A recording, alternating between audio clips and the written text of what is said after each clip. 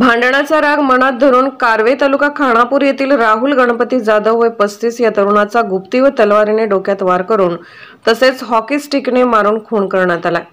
ही घटना कारवे येथे स्मशानभूमी नजीक असलेल्या रस्त्यावरील पुलावर रात्री 12च्या सुमारास घडली। याबाबत मृताचा भाऊ राजाराम गणपती जाधव कारवे यांनी विटा पोलिसात फिर्याद दिली आहे। माणिक संभाजी परीट व गजानन गोपीनाथ शिंदे मंगळूर तालुका खानापूर अमृत शहाजी माळी नयन रंगलाल धाबी प्रफुल्ल कांबळे रोहन रघुनाथ जाधव नितीन पांडुरंग जाधव सर्व कारवे तालुका खानापूर अशी संशयितांची नावे असून माणिक परीट गजानन शिंदे व नयन धाबी या 3 संशयितांना ताब्यात घेतले असल्याचे सांगितले।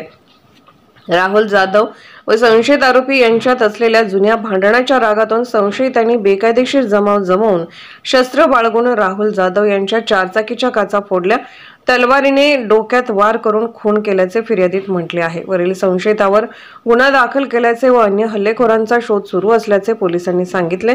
पोलीस उपनिरीक्षक व्ही.जी. येळेकर तपास करत आहेत।